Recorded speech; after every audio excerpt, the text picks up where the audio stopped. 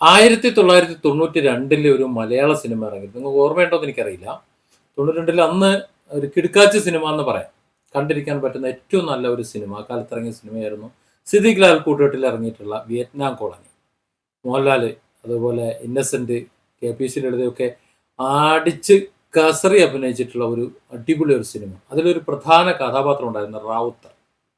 ആ റാവുത്തർ എന്ന് പറയുന്ന ആ കഥാപാത്രം അറിയാത്ത ആരുമില്ല. അതായത് വിയറ്റ്നാം കോളനി എന്ന സിനിമ സാധാരണക്കാരെ സംബന്ധിച്ചിടത്തോളം ഒരു എന്താ പറയാ, ഒരു പച്ച ഒരു സിനിമയായിരുന്നു. ആ സിനിമയ്ക്ക് മറ്റു ചില പശ്ചാത്തലങ്ങൾ കൂടിയുണ്ട്. നമ്മൾ ഇന്നത്തെ വക്കഫ് വിഷയവുമായി ബന്ധപ്പെട്ട് നോക്കുമ്പോൾ അറിയാലോ, മുനമ്പത്തൊക്കെ വലിയ പ്രശ്നം നടക്കുന്നുണ്ട്. അപ്പൊ ആ വിഷയവുമായി ബന്ധപ്പെട്ട് അതിന്റെ റിലേറ്റീവ് ഒരു സിനിമയാണത്.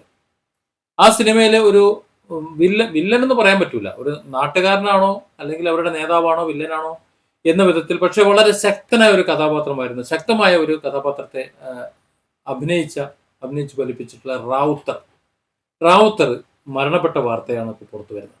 ഈ റാവുത്തറുടെ സിനിമയിലെ പേര് വിജയരംഗരാജു എന്നാണ്. പക്ഷെ ഇദ്ദേഹത്തിന്റെ ശരിയായ പേര് രാജ്കുമാർ എന്നാണ് പറയുന്നത്.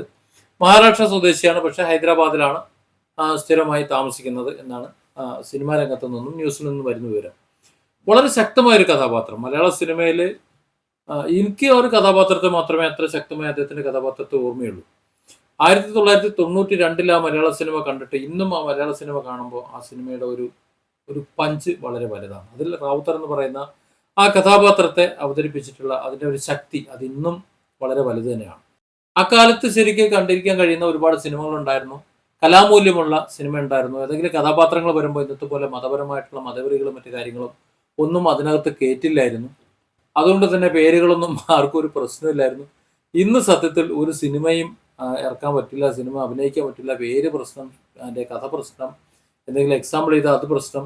സത്യത്തിൽ ഈ വിയറ്റ്നാം കോളനി എന്നുള്ള സിനിമ ഇന്നും കാണാൻ ഇറങ്ങിയിരുന്നുണ്ടെങ്കിൽ ഇവിടെ 3-4 ലോക യുദ്ധം നടന്നേനെ. സത്യം പറയാം, ഈ മുനമ്പം പ്രശ്നം എല്ലാം കൂടി ആകെ പുകയായിട്ടുണ്ടാവും.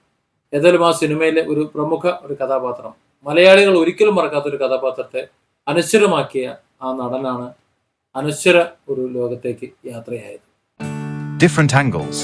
Don't forget to subscribe and support this channel.